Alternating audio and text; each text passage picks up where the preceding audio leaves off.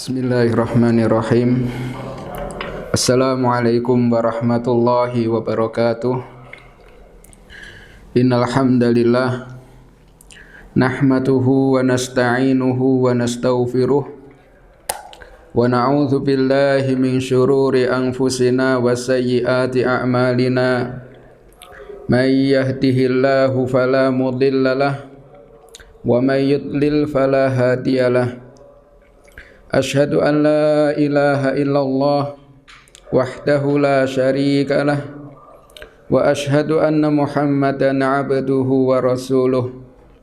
Ya ayyuhalladzina amanu taqullaha haqqa tuqatih wa la tamutunna illa wa antum muslimun. Fa inna khairal hadithi kitabullah wa khairal hadyi hadyu Muhammadin sallallahu alaihi wasallam wa syarral umuri muhdatsatuha fa inna kulla muhdatsatin bid'ah wa kulla bid'atin dhalalah wa kulla dhalalatin finnar. Amma ba'd. Kaum muslimin dan muslimat dimanapun berada, para pemirsa channel Bin Bas TV yang semoga senantiasa dirahmati Allah Subhanahu wa taala. Puji syukur alhamdulillah kita panjatkan kehadirat Allah Subhanahu wa taala dalam kesempatan pagi yang berbahagia ini. Bersama-sama kita bisa bersua melalui channel Bin Bas TV, media sarana mendakwahkan agama Allah Subhanahu wa taala. Mudah-mudahan pertemuan kita di pagi yang berbahagia ini merupakan pertemuan yang diberkahi oleh Allah Subhanahu wa taala sehingga kita bisa memetik kebaikan-kebaikan yang ada di dalamnya. Para pemirsa yang semoga senantiasa dirahmati Allah Subhanahu wa taala, dalam kesempatan yang berbahagia ini insyaallah kita akan mempelajari tentang keutamaan memahami tentang sifat-sifat Allah Subhanahu wa taala, memahami tentang nama-nama dan sifat-sifat Allah Subhanahu wa taala, yang mana ma'asyiral muslimin rahimakumullah, memahami tentang nama-nama dan sifat-sifat Allah Subhanahu wa taala ini merupakan ilmu yang sangat agung di dalam agama kita. Di dalam agama Islam kita faham tentang Allah Subhanahu wa taala. Kita mengenal Rabb kita, sesembahan kita dengan sebaik-baiknya. Ini adalah sesuatu yang sangat agung, sesuatu yang sangat mulia. Ilmu yang sangat tinggi kedudukannya di hadapan Allah Subhanahu wa taala. Kenapa tidak demikian? Karena ilmu ini mengilmui tentang Allah Subhanahu wa taala yang kita pelajari adalah zat yang maha mulia, pencipta alam semesta ini, yaitu Allah Subhanahu wa taala. Dan sebagaimana kita maklumi bersama, zat yang ada, zat yang paling mulia yang ada di alam semesta ini adalah Allah Subhanahu wa taala. Zat yang paling mulia adalah Allah Subhanahu wa taala. Sehingga mengilmui zat yang paling mulia ini adalah semulia-mulianya ilmu. Sebagaimana dikatakan oleh para ulama, syaraful ilmi bi syarafil ma'lumi. Kemuliaan sebuah ilmu itu karena kemuliaan sesuatu yang diilmui, karena kemuliaan sesuatu yang dipelajari. Karena ilmu ini adalah mempelajari tentang Allah Subhanahu wa taala, tentang nama-nama dan sifat-sifat Allah Subhanahu wa taala, bagaimana kita bisa mengenal Allah dengan sebaik-baiknya. Maka ilmu ini adalah asyraful ulum, semulia-mulianya ilmu. Sehingga para ulama menjelaskan, ya, ilmu ini adalah dikatakan fiqhul akbar, fikih yang paling besar. Di sana ada fiqhul akbar, di sana ada fiqhul ashghar. Fikih yang paling besar, ada fikih yang sifatnya kecil. Ya, fiqhul ashghar itu adalah berkaitan tentang hukum ibadah, hukum muamalah, ya, mengajarkan kepada kita semua tentang bersuci, taharah, mengajarkan kepada kita semua tentang masalah salat, haji, puasa, ilmu yang mengajarkan kepada kita semua tentang al-muamalah, hubungan sesama manusia, jual beli, berumah tangga dan seterusnya. Ini adalah masuk di dalam fiqhul ashar, yaitu fikih yang sifatnya kecil. Maka di sana ada al-fiqhul akbar, fikih yang paling besar. Ketika membahas, berbicara tentang masalah akidah, masalah keyakinan, masalah keimanan, pengetahuan dan pemahaman kita tentang Allah Subhanahu wa taala. Ini adalah sesuatu yang lebih utama, lebih penting untuk kita upayakan dan kita pelajari di dalam kehidupan kita. Ma'asyiral muslimin, para pemirsa yang semoga senantiasa dirahmati Allah Subhanahu wa taala. Maka ketika Rasulullah sallallahu alaihi wasallam beliau pernah bersabda, "May yuridillahu bihi khairan yufaqihuhu fiddin." Barang siapa yang Allah Subhanahu wa taala menginginkan kebaikan pada dirinya, yufaqihuhu fiddin, maka Allah akan memberikan pemahaman pada dirinya berkaitan tentang urusan agama. Ya. Maka masuk di dalam hadis ini, yufaqihuhu fiddin, Allah akan memahamkan dia dalam urusan agama. Ya, itu adalah berkaitan tentang masalah akidah pula. Allah meluruskan akidah dia. Allah memberikan pemahaman kepada dirinya akidah yang benar, pengenalan dia tentang Allah Subhanahu wa taala, keyakinan dia tentang Allah Subhanahu wa taala lebih layak untuk dimasukkan di dalamnya berkaitan tentang masalah pemahaman. Allah menjadikan dirinya memiliki akidah yang lurus, akidah yang benar, akidah yang selamat dari penyimpangan, akidah yang selamat dari hal-hal yang bertentangan dengan apa yang diajarkan oleh Allah dan Rasul-Nya. Tidak cuma faham tentang masalah ibadah, tidak cuma faham tentang masalah muamalah, ya, tapi berkaitan tentang masalah akidah, keyakinan, dia memiliki pemahaman yang lurus. Yufaqihuhu fiddin, Allah memahamkan dia dalam urusan agama. Sehingga karena ilmu ini merupakan sesuatu yang sangat penting, maka semulia-mulianya waktu yang dihabiskan oleh seorang muslim, semulia-mulianya umur yang dihabiskan oleh seorang muslim ketika waktunya, umurnya digunakan untuk mempelajari hal-hal seperti ini. Karena ilmu ini adalah ilmu yang sangat mulia sekali, ilmu yang kedudukannya sangat tinggi di sisi Allah Subhanahu wa taala.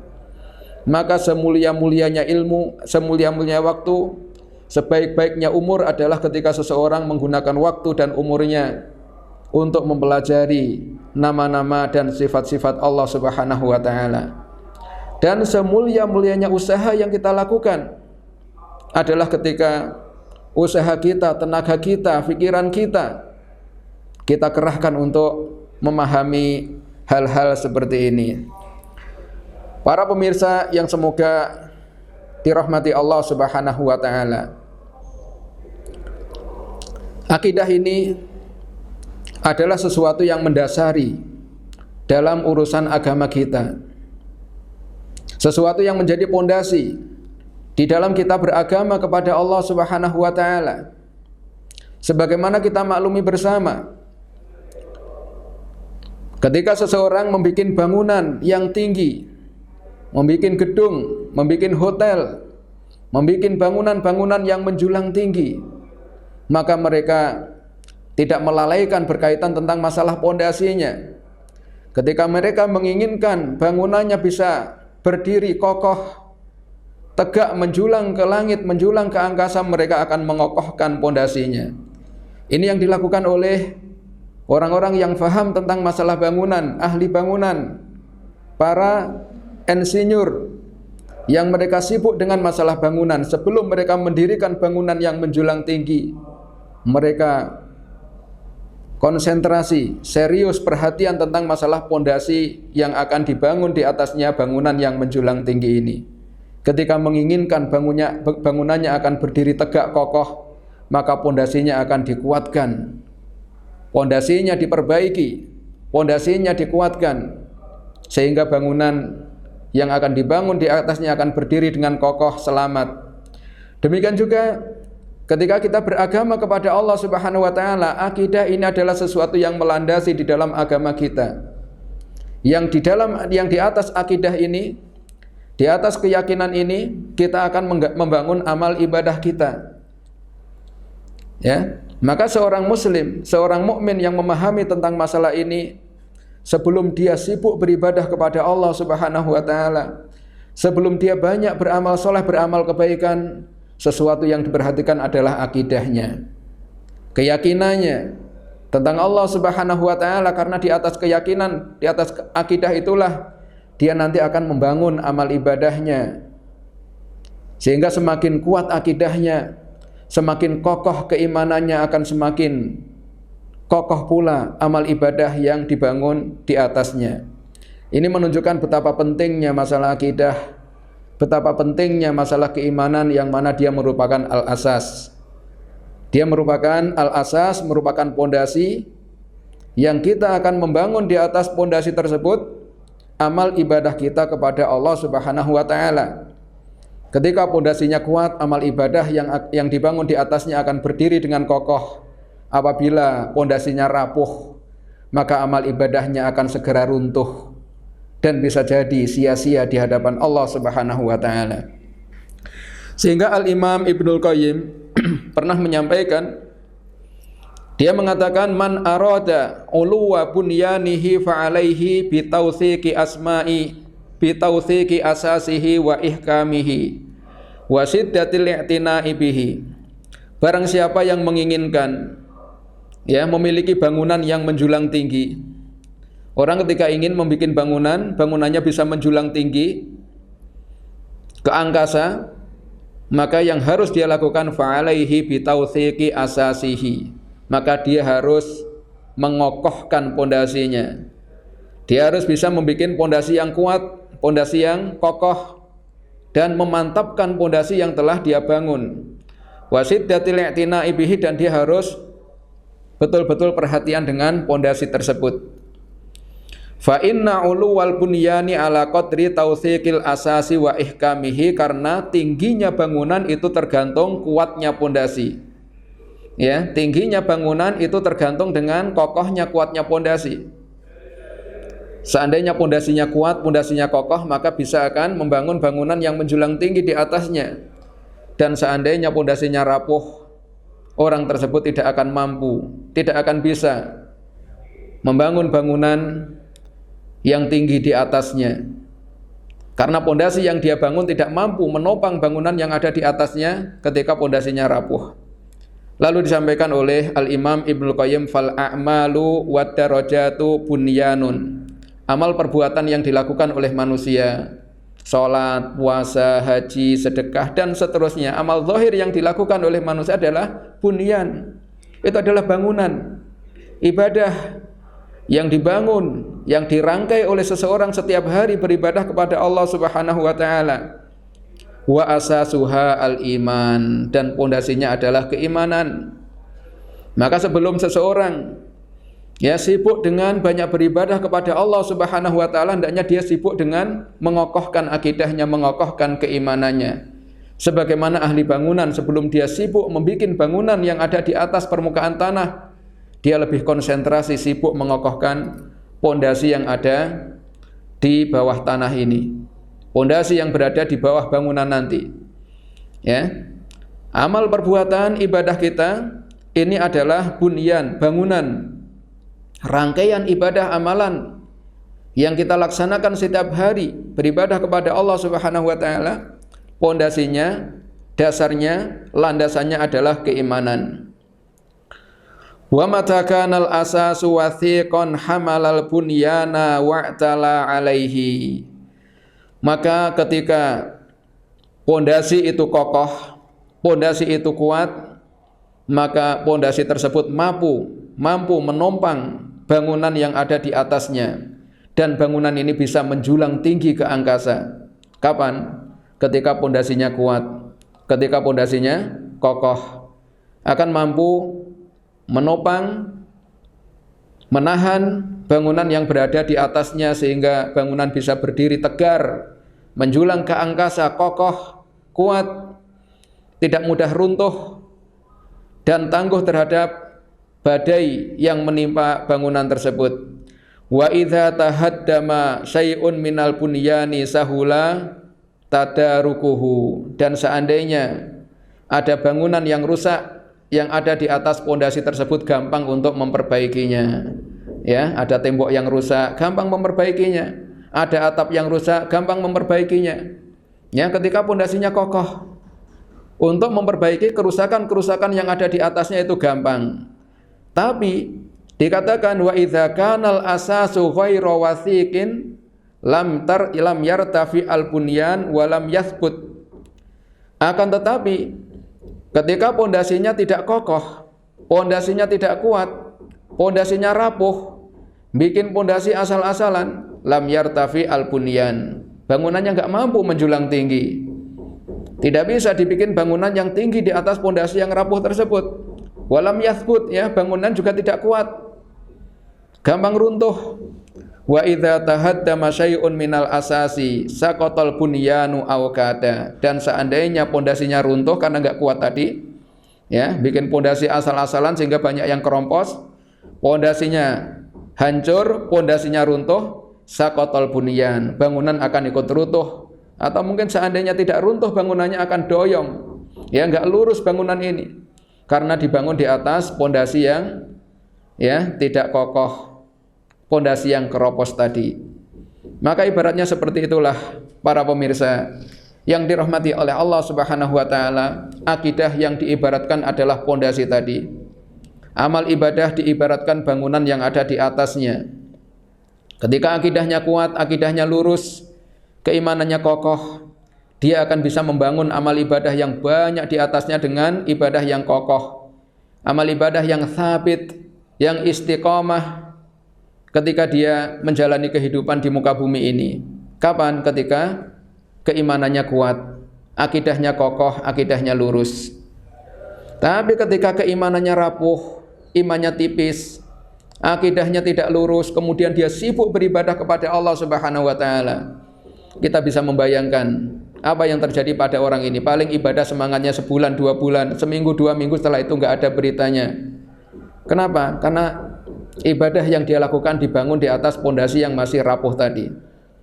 Ibadahnya enggak bisa istiqomah. Seandainya beribadah mungkin juga asal-asalan ibadah yang dia lakukan, karena tidak memiliki akidah yang kuat tadi, tidak memiliki akidah yang sahihah, tidak memiliki keimanan yang kuat tadi. Ibadahnya tidak bisa menjulang tinggi, seandainya banyak pun enggak bisa istiqomah. Ya, ibadah yang musim-musiman seperti itu. Musim-musiman, ketika orang ramai seperti dia ikut-ikutan, ketika orang tidak ramai dia juga meninggalkan, karena dia tidak memiliki pondasi yang kuat tadi. Para pemirsa yang dirahmati Allah Subhanahu wa taala, di dalam surat At-Taubah ayat nomor 109, Allah Subhanahu wa taala berfirman, ya, menyinggung tentang masalah ini. Perbedaan antara orang yang memiliki akidah yang kuat dengan orang yang tidak memiliki akidah yang kuat. Bagaimana bangunan yang berada di atasnya? Allah Subhanahu wa taala berfirman, afaman assasa bunyanahu ala taqwa minallahi wa ridwanin khairun amman assasa bunyanahu ala syafa jurufin harin fanhara bihi fi nari jahannam. Apakah orang yang membangun masjidnya, membangun bangunannya di atas dasar ketakwaan kepada Allah Subhanahu wa taala, dan juga atas dasar mencari keridhaan Allah Subhanahu wa taala, ini akidahnya benar, akidahnya lurus, membangun bangunan, ya, beribadah kepada Allah Subhanahu wa taala, di antaranya membangun masjid, dasarnya adalah taqwa minallah, ketakwaan kepada Allah Subhanahu wa taala dan mencari keridhaan Allah Subhanahu wa taala. Khairun, itu lebih baik, ya, itu lebih baik amman assasa bunyanahu ala jurufin har, ataukah orang yang membangun bangunannya di atas tepi jurang yang runtuh. Ya, apa yang terjadi? Orang yang membangun bangunan di tepi jurang yang jurang ini mau longsor, fanhara bihi fi nari jahannam, ya, maka bangunannya akan runtuh bersama dengan dirinya bersama dengan yang membangunnya fi nari jahannam, masuk ke dalam neraka jahanam, ya. Ini menggambarkan tidak sama orang yang membangun ibadahnya didasari dengan keimanan yang kuat dan orang yang membangun ibadahnya di atas keimanan yang rapuh, enggak sama. Orang yang beribadah kepada Allah Subhanahu wa taala didasari dengan keimanan yang kuat, didasari dengan akidah yang lurus, itu bisa istiqomah, bisa kokoh, ya, dan bisa subur ibadahnya, bisa langgeng ibadahnya. Berbeda dengan orang yang beribadah kepada Allah Subhanahu wa taala, beramal tapi tidak memiliki dasar yang kuat, tidak memiliki landasan yang kuat, akan runtuh, akan sirna, dan tidak bisa istiqomah ketika melaksanakan amalan tersebut. Dan juga digambarkan tentang masalah akidah ini. Tadi diibaratkan seperti pondasi bagi sebuah bangunan. Bagi tubuh seseorang, ya, itu diibaratkan akidah, keyakinan itu seperti antibodi yang ada pada tubuh seseorang. Ya, fal asasu li bina'il a'mal kal quwwati li badanil insan. Landasan untuk membangun amalan yaitu akidah. Ya, landasan untuk membangun amalan. Dasar untuk membangun amal ibadah yaitu akidah, keimanan, itu diibaratkan seperti kal quwwati li badanil insan, seperti kekuatan bagi badan manusia. Ya. Sehingga semakin kuat akidahnya, semakin kuat keimanannya, semakin semangat dia beribadah kepada Allah Subhanahu wa taala. Seperti kekuatan yang ada pada tubuh seseorang. Tubuh seseorang ketika memiliki tenaga yang kuat, itu dia akan bisa beraktivitas yang banyak, akan bisa melakukan banyak hal ketika dia memiliki kekuatan. Ya, bisa berjalan, bisa lari, ya, bisa melompat, bisa bekerja, beraktivitas, dan seterusnya. Kapan? Ketika dia memiliki kekuatan. Ketika seseorang nggak memiliki kekuatan, ya, dia cuma berada di rumah saja, mungkin cuma berada di atas tempat tidur, di atas ranjang. Dia tidak bisa berbuat apa-apa. Kenapa? Nggak punya kekuatan, lemah tubuhnya, lemah fisiknya, sehingga dia tidak bisa banyak berbuat apa-apa ketika fisiknya tidak memiliki kekuatan. Seperti itu ibaratnya keimanan, akidah yang dimiliki oleh seseorang. Ketika memiliki akidah yang kuat, akidah yang benar akan mendorong dirinya untuk melakukan amalan-amalan yang diperintahkan oleh Allah Subhanahu wa taala, dan akan memberikan kekuatan pada dirinya untuk bisa meninggalkan perkara-perkara yang dilarang oleh Allah Subhanahu wa taala. Maka dikatakan fa idza kanatil quwwatu qawiyatan hamalat al-badana wa dafa'at katsiran minal afat. Apabila kekuatan yang ada pada diri seseorang, ya, fisiknya memiliki kekuatan yang bagus, memiliki tenaga fisiknya ini, hamalatil badana, maka akan bisa membawa badan dia, bisa berdiri, bisa berjalan, bahkan bisa lari, bisa pergi kemana-mana. Itu ketika dia punya tenaga, punya kekuatan, ya. Kekuatannya akan bisa membawa dirinya, mengangkat badannya, wadafa'at katsiran minal afat, dan bisa menolak penyakit-penyakit yang datang menyerang dirinya, memiliki antibodi yang kuat. Ya, ketika memiliki tenaga tadi, ada virus, dia bisa menolak virus yang datang kepada dirinya. Ya, virus yang datang kepada dirinya tidak begitu berpengaruh bagi jasadnya karena tubuhnya sehat, tubuhnya kuat tadi. Wa idza kanatil quwwatu dha'ifatan dha'ufa hamluha lil badani. Tapi seandainya fisik ini tidak memiliki kekuatan, dia tidak akan mampu untuk membawa badannya sendiri, ya. Kerjanya cuma duduk di atas kursi, berbaring di atas ranjang, nggak bisa pergi kemana-mana karena kekuatan yang ada pada dirinya itu nggak ada, lemah, ya. Ingin berbuat ini nggak mampu, ingin berbuat itu nggak mampu, nggak ada tenaga, cuma duduk di atas kursi, berbaring di atas ranjang. Tidak ada perbuatan yang bisa dia lakukan. Li'annal quwwata dha'ifah, kekuatan yang ada pada dirinya itu sangat lemah sekali. wa kanatil afatu ilaihi asra'a syai'in ya. Kemudian penyakit akan gampang datang kepada dirinya ya. Fisik yang lemah, ketika tubuhnya tidak memiliki imun yang kuat, penyakit akan gampang untuk menyerang dirinya. Intinya, ma'asyiral muslimin rahimakumullah, ini menunjukkan kepada kita semua betapa pentingnya masalah akidah, betapa pentingnya masalah keimanan.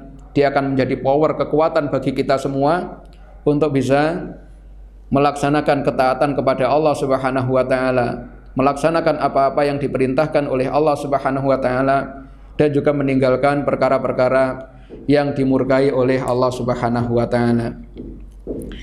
Kemudian disampaikan landasan yang kita butuhkan ya, dasar yang kita butuhkan di dalam perjalanan kita menuju Allah Subhanahu wa taala untuk membangun amal ibadah di atas landasan tersebut. Itu ada dua perkara. Al-asasu amroni. Ya, landasan tersebut adalah dua perkara. Tersimpul pada dua perkara. Yang pertama adalah sihhatul ma'rifati billahi wa amrihi wa asma'ihi wa sifatihi. Benarnya, lurusnya pengetahuan kita tentang Allah Subhanahu wa taala ya. Jadi pengenalan kita terhadap Allah ini adalah pengenalan yang benar, bukan pengenalan yang salah. Pemahaman kita tentang Allah Subhanahu wa taala adalah pemahaman yang sahihah. Kita mengenal Allah dengan sebenar-benar pengenalan ya. Ma'rifatullah haqqa ma'rifatih. Mengenal Allah dengan sebenar-benar pengenalan. Bukan kenal tapi salah ternyata pengenalannya. Keliru dia memahami tentang Allah Subhanahu wa taala. Sihhatul ma'rifati billah wa amrihi wa asma'ihi wa sifatihi.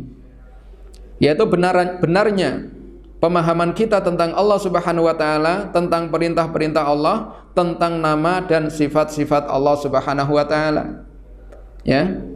Ini sesuatu yang sangat kita butuhkan supaya ibadah kita itu bisa menjadi ibadah yang kokoh, ibadah yang kuat, ibadah yang bisa menjulang tinggi ke angkasa, subur. Ya, ibadah kita di dalam kehidupan kita. Kita harus mengenal Allah dengan sebenar-benar pengenalan.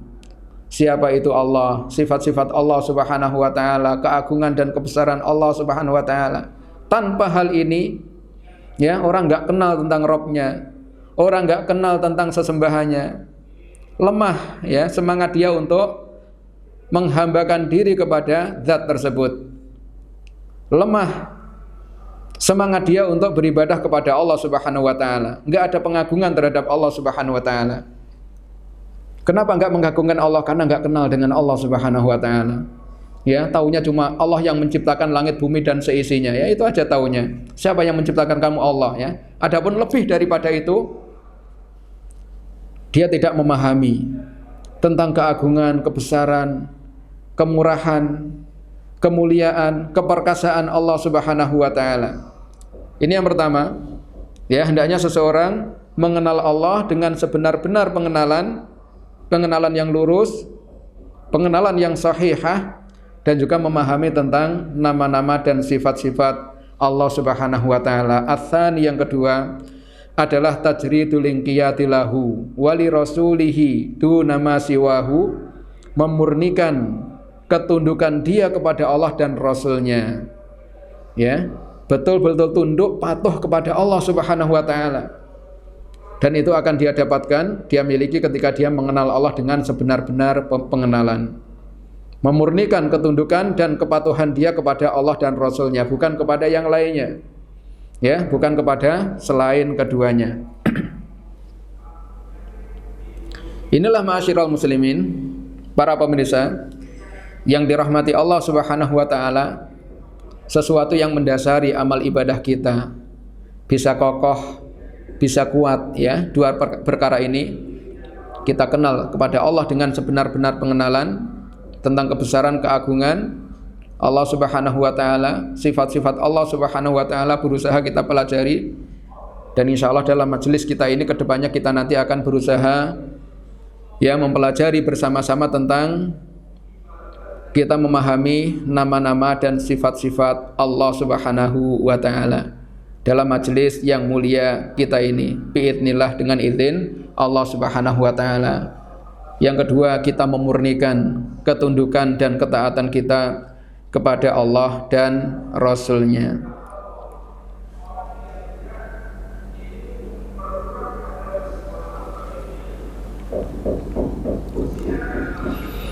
Para pemirsa yang dirahmati Allah Subhanahu wa taala, ya, itulah sesuatu yang hendaknya kita bersama-sama untuk senantiasa mengupayakan dalam kehidupan kita.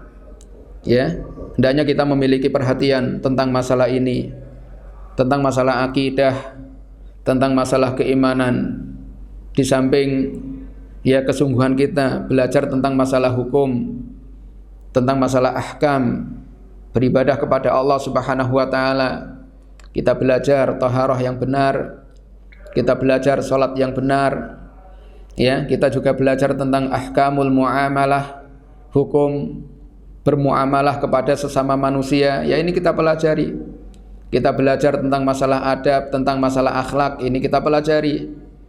Tapi sesuatu yang tidak kalah pentingnya adalah kita mempelajari tentang masalah akidah, hubungan kita, pemahaman kita, pengetahuan kita tentang Allah Subhanahu wa taala. Karena itulah nanti yang menjadikan power, kekuatan bagi kita semua untuk bisa mewujudkan, merealisasikan ilmu yang selama ini kita pelajari, ya, tentang sholat, tentang puasa, tentang masalah akhlak, adab yang kita pelajari, ya. Kita akan memiliki kekuatan untuk mengamalkan hal-hal seperti itu ketika kita memiliki akidah yang benar, memiliki akidah yang lurus. Kita memiliki pengagungan kepada Allah Subhanahu wa taala dengan sebenar-benar pengagungan. Kita memiliki pemuliaan terhadap Allah Subhanahu wa taala dengan sebenar-benar pemuliaan. Ya, karena pentingnya masalah ini, kita dapatkan banyak sekali ayat-ayat, dalil-dalil di dalam Al-Quran yang membahas tentang masalah ini. Ya, dalil-dalil yang ada dalam Al-Quran banyak sekali membahas tentang masalah ini. Secara khusus kita diperintahkan untuk mengilmui tentang Allah Subhanahu wa taala. Ya, wa'lamu. Ini banyak sekali kita dapatkan di dalam Al-Quran. Kita diperintahkan untuk mengilmui tentang Allah Subhanahu wa taala seperti dalam surat Al-Baqarah ayat nomor 209, wa'lamu annallaha azizun hakim. Ketahuilah bahwasanya Allah zat yang maha perkasa lagi maha bijaksana. Dalam ayat yang lain Allah juga berfirman, wa'lamu annallaha bikulli syai'in alim. Ketahuilah bahwasanya Allah terhadap segala sesuatu maha mengetahui, ya. Wa'lamu. Ayat-ayat seperti itu banyak sekali kita dapatkan dalam Al-Quran. Ini mengisyaratkan kepada kita semua supaya kita memiliki perhatian, supaya kita memiliki perhatian khusus mempelajari tentang Allah Subhanahu wa taala. Ketahuilah bahwasanya Allah zat yang maha perkasa lagi maha bijaksana. Wa'lamu, ketahuilah, annallaha bikulli syai'in alim. Allah zat yang maha tahu terhadap segala sesuatu.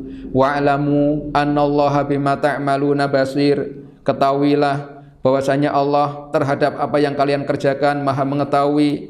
Wa'lamu annallaha ghafurun halim. Ketahuilah sesungguhnya Allah zat yang maha pengampun lagi maha penyantun. Wa'lamu annallaha sami'un alim. Ketahuilah bahwasanya Allah Subhanahu wa taala zat yang maha mendengar lagi maha mengetahui. Dan masih banyak lagi ayat-ayat yang lainnya yang semisal dengan ayat-ayat seperti ini memerintahkan kepada kita semua untuk mengilmui tentang Allah Subhanahu wa taala. Kenalilah Allah dengan sebenar-benar pengenalan. Allah zat yang maha perkasa, maha bijaksana, maha pengampun, maha pemurah, maha tahu, maha melihat, dan seterusnya. Ya, maka ketika kita memahami tentang hal-hal seperti ini, itu nanti akan bisa memberikan dorongan, motivasi kita semua, penyemangat kepada kita semua, memberikan power dan kekuatan kepada kita semua untuk mau memberikan ketundukan dan ketaatan kepada Allah Subhanahu wa taala. yang itu adalah ibadah kita kepada Allah Subhanahu wa taala, ibadahnya akan kokoh, ibadahnya akan kuat, ibadahnya akan subur dan istiqomah karena dibangun di atas pengetahuan, pengenalan yang benar tentang Allah Subhanahu wa taala. Banyak sekali ya Allah Subhanahu wa taala di dalam ayat-ayat Al-Qur'an mengenalkan dirinya ya kepada hamba-hambanya. Allah memperkenalkan dirinya kepada hamba-hambanya. Ya, kebesaran dan keagungan Allah Subhanahu wa taala. Tentang sifat dan perbuatan Allah Subhanahu wa taala yang maha mulia, yang maha sempurna. Itu banyak sekali dijelaskan oleh Allah Subhanahu wa taala. Yang penjelasannya jumlahnya jauh lebih banyak jika dibandingkan dengan ayat-ayat yang membicarakan tentang masalah yang lainnya. Ya.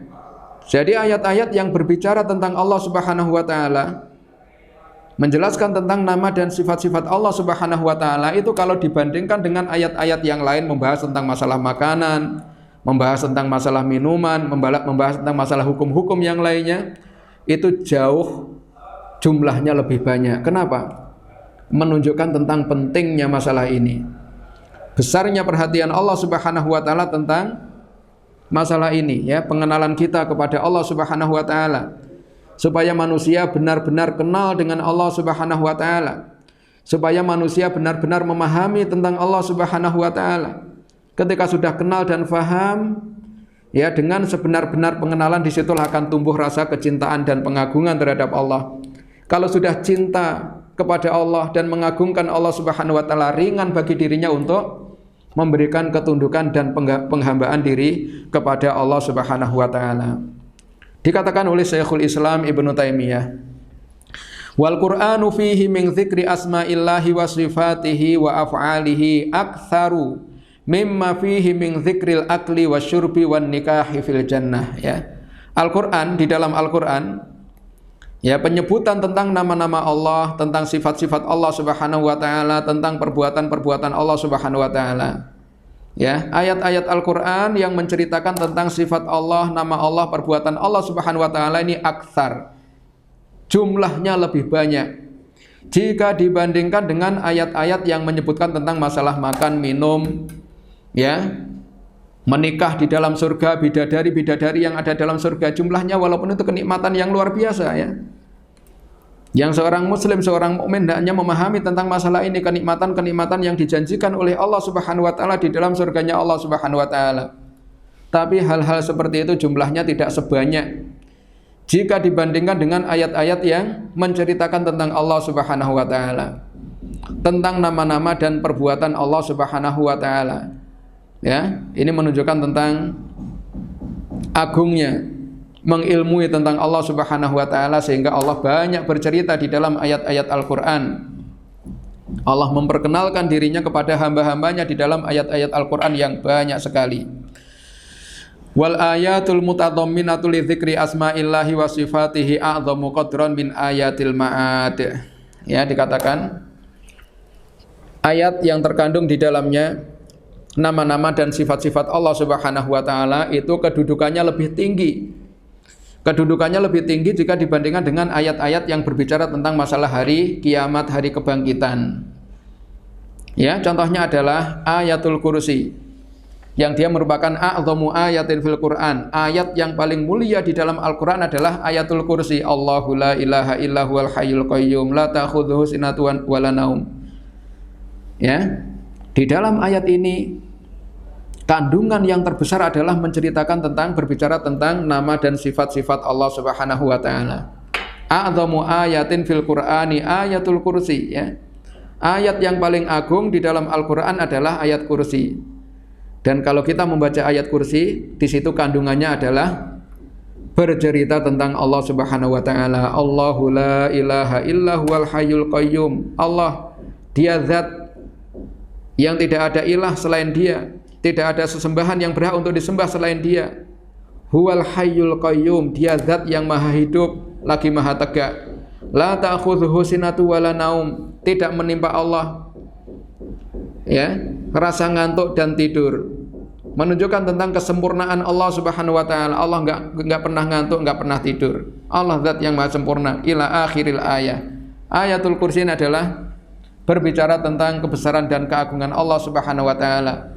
Karena ayat kursi kandungannya adalah seperti itu, berbicara tentang nama-nama, sifat-sifat dan perbuatan Allah Subhanahu wa taala, dikatakan ayatul kursi adalah a'dhamu ayatin fil Quran. Dia merupakan ayat yang paling agung di dalam Al-Qur'an. Kemudian surat yang paling mulia di dalam Al-Qur'an adalah surat Al-Fatihah. Surat yang paling mulia yang ada dalam Al-Qur'an, Al-Qur'an yang jumlahnya 114 surat. Al-Qur'an yang terkandung di dalamnya 114 surat. Ini surat yang paling mulia adalah surat Al-Fatihah. Kemudian kalau kita lihat di dalam surat Al-Fatihah ini juga banyak bercerita tentang nama-nama dan sifat-sifat Allah Subhanahu wa taala. Ya, bismillahirrahmanirrahim. Dengan menyebut nama Allah, Zat yang Maha Pengasih lagi Maha Penyayang, ya, Ar-Rahman Ar-Rahim. Ini menjelaskan tentang nama dan sifat Allah. Alhamdulillahi Rabbil Alamin. Segala puji bagi Allah, Rabb semesta alam, ya. Ar-Rahmanir Rahim Maliki Yaumiddin ila akhiri as-surah. Di dalam surat Al-Fatihah, kandungan yang paling banyak adalah di situ menceritakan tentang Allah Subhanahu wa taala. Karena surat Al-Fatihah banyak menceritakan tentang nama dan sifat-sifat Allah Subhanahu wa taala, maka surat Al-Fatihah dikatakan a'dhamu suratin fil Qur'an. Surat yang paling agung dalam Al-Qur'an adalah surat Al-Fatihah. Yang ketiga adalah surat Al-Ikhlas, yang dikatakan ta'dilu thulutsal Qur'an. Dia menyamai sepertiga dari Al-Qur'an. Ya. Surat Al-Ikhlas yang dikatakan ta'dilu thulutsal Qur'an, menyamai, menandingi sepertiga daripada Al-Qur'an. Ini kalau kita lihat kandungannya di situ juga bercerita tentang Allah Subhanahu wa taala. Qul huwallahu ahad, Allahus samad, lam yalid wa lam yulad wa lam yakul lahu kufuwan ahad. Ya, ini semuanya 4 ayat ini semuanya bercerita tentang Allah Subhanahu wa taala. Menjelaskan kepada kita semua siapa Allah Subhanahu wa taala. Karena surat Al-Ikhlas kandungannya adalah menjelaskan tentang nama dan sifat-sifat Allah Subhanahu wa taala. Dikatakan surat Al-Ikhlas ta'dilu thulutsal Qur'an. Dia menandingi, menyamai sepertiga daripada Al-Qur'an. Sehingga ini semua para pemirsa yang dirahmati Allah Subhanahu wa taala mengisyaratkan dan menunjukkan kepada kita semua pentingnya kita mempelajari tentang Allah Subhanahu wa taala. Ilmu yang paling agung adalah ilmu yang berkaitan tentang Allah Subhanahu wa taala. Dikatakan asyraful ulum bi syarafil ma'lum atau syaraful ilmi bi syarafil ma'lum. Kemuliaan sebuah ilmu tergantung sesuatu yang dipelajari. Semakin mulia sesuatu yang dipelajari, maka semakin mulia ilmu tersebut. Semakin hina sesuatu yang dipelajari, semakin hina ilmu tersebut. Syaraful ilmi bi syarafil ma'lum. Dan kita semua memahami, mengetahui zat yang paling mulia yang ada di alam semesta ini adalah Allah Subhanahu wa taala. Tidak ada sesuatu yang kemuliaannya melebihi Allah Subhanahu wa taala. Tidak ada sesuatu yang agungnya melebihi Allah Subhanahu wa taala. Jangankan melebihi, menyamai saja enggak ada.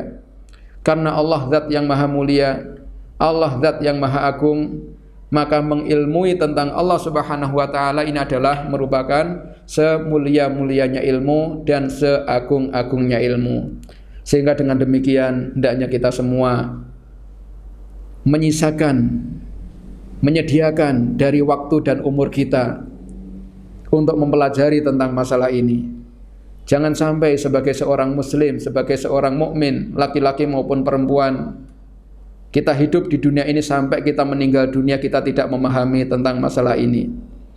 Karena seandainya kita tidak memahami tentang masalah ini, kita tidak kenal dengan Allah Subhanahu wa taala, hidup kita akan menderita. Hati kita akan merana.